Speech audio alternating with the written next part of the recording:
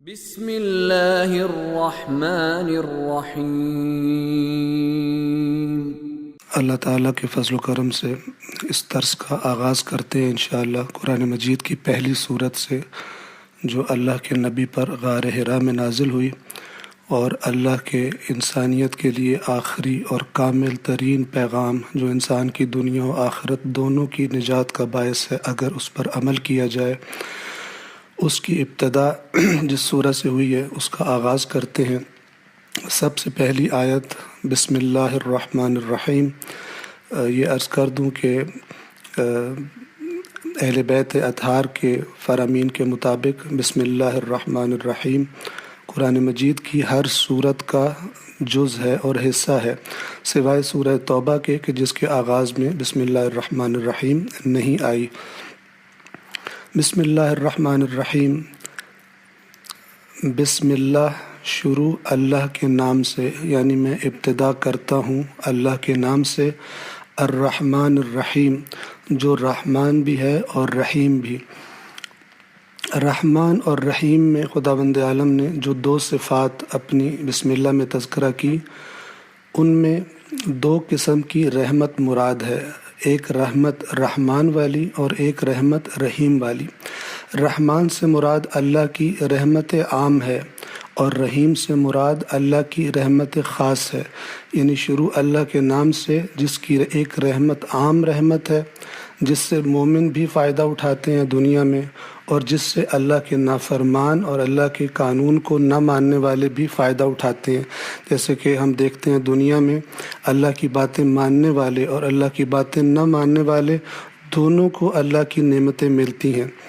رحمان یعنی رحمت عام جو اس دنیا میں اللہ نے سب کے لیے عام کر دی ہے، مومنوں کے لیے بھی اور کافروں کے لیے بھی۔ رحیم سے مراد رحمت خاص ہے۔ رحمت خاص یعنی اللہ کی وہ رحمت کہ جو اس نے اپنے فرما بردار اور اپنی بات ماننے والے انسانوں کے لیے مخصوص کی ہے، اس دنیا میں بھی اور آخرت میں بھی۔ اس دنیا میں رحیم والی رحمت سے مراد کیا ہے؟ وہ رحمت کہ جب انسان اللہ کے کسی حکم پر عمل کرتا ہے یا اللہ کے آئین کو، اس کے دین کو قبول کرتا ہے، تو اس کو جو مزید توفیق خدا عطا کرتا ہے اس راستے میں آگے بڑھنے کی، اسے مزید ہدایت عطا کرتا ہے اور اس کے دل کو مزید نرم کر دیتا ہے قرآن کے پیغام کو سننے کے لیے، دین کے پیغام کو سننے کے لیے۔ یہ رحمت خاص ہے، یہ کفار کے اللہ کے پیغام کا انکار کرنے والوں کے حصے میں نہیں آتی، اگرچہ دنیا کی دوسری نعمتیں، دنیا کا دوسرا رزق ان کو نصیب ہو رہا ہے، دوسری سہولیات ان کو نصیب ہیں، لیکن یہ رحمت خاص کہ جو مومنین کو اللہ صحیح راستے پر چلنے کی توفیقات دیتا ہے، یہ کفار کے لیے نہیں۔ اس کے لیے شرط ہے کہ انسان اپنے دل سے اللہ کے پیغام کو قبول کرے، تو پھر اگلا راستہ اللہ اس کے لیے کھولتا جاتا ہے اور آسان کر دیتا ہے۔ اسی طرح دوسری مراد اس سے آخرت کی رحمت ہے، کہ آخرت کی جو رحمت ہوگی وہ عام رحمت نہیں ہوگی۔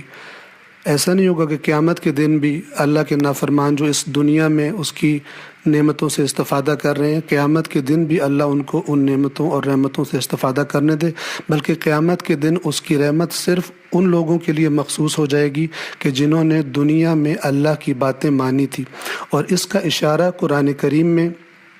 سورہ اعراف کی آیت نمبر 156 میں ملتا ہے۔ خداوند عالم فرماتا ہے وَرَحْمَتِي وَسِعَتْ كُلَّ شَيْءٍ، اور میری رحمت نے ہر چیز پر اپنا سایہ کیا ہوا، ہر چیز اس کی وسعتوں کے اندر سمائی ہوئی ہے، یعنی اس دنیا میں، لیکن ہمیشہ ایسا نہیں رہے گا۔ فَسَأَكْتُبُهَا لِلَّذِينَ يَتَّقُونَ، ان قریب میں اپنی رحمت کو صرف ان لوگوں کے لیے مخصوص کر دوں گا اور ان لوگوں کے لیے لکھ دوں گا کہ جو یتقون، جنہوں نے تقوی اختیار کیا، یعنی دنیا میں اللہ کی نافرمانیوں سے بچتے رہے۔ بس یہ دو رحمتیں انشاءاللہ ہمارے ذہن میں ان دونوں کا معنی واضح رہے کہ اسی بسم اللہ میں اللہ نے دو رحمت کی صفت کیوں تذکرہ کیا ہے۔ بس رحمان رحمت عام، رحیم رحمت خاص۔ خداوند عالم کی رحمتوں سے استفادہ کرتے ہوئے، عام رحمتوں سے استفادہ کرتے ہوئے ہماری توجہ اس کی خاص رحمت کی طرف بھی رہے کہ جو مومنوں کو، اور مومنوں سے مراد اللہ کی باتوں پر اعتماد کرنے والے، اللہ کی باتوں پر یقین لے آنے والے افراد کے لیے مخصوص ہے۔ ہمیں حکم ملا ہے، رسول اللہ کا فرمان ہے کہ اپنے ہر کام کا آغاز بسم اللہ سے کرو، اور اگر ہم اپنے ہر کام کا آغاز بسم اللہ سے کریں تو اگر غور کریں تو خود بخود اگر اللہ کی عظمت ہمارے ذہن میں ہو تو بسم اللہ ہی کی برکت سے انسان برے کام نہیں کرے گا، کیونکہ جس کو ہر کام بسم اللہ سے آغاز کرنا ہے وہ کیسے جھوٹ بولے گا، وہ کیسے چوری کرے گا، وہ کیسے اپنے کاروبار میں کسی کو دھوکہ دے گا، وہ کیسے اللہ کی نافرمانی کرے گا۔ کیسے ہو سکتا ہے کہ انسان بسم اللہ کو یاد بھی کرے، اس کی عام رحمت کا بھی اسے معلوم ہو، اس کی خاص رحمت کا بھی طلبگار ہو، اور اس کے بعد ایسا کام کرے جو اللہ کی نافرمانی پر مشتمل ہو۔ تو یہ پہلی آیت تھی جو آپ کی خدمت میں عرض کی۔ انشاءاللہ کل اس سورہ کی جو اگلی آیت ہے، جس کو عام طور پہ پہلی آیت گنا جاتا ہے، چونکہ عام طور پر بسم اللہ الرحمن الرحیم کو پہلی آیت کا نمبر اور شمارہ نہیں دیا جاتا، تو جو پہلی آیت ہے انشاءاللہ وہ کل آپ کی خدمت میں عرض کریں گے۔ اقرأ بسم ربک الذی خلق، والسلام علیکم ورحمۃ اللہ۔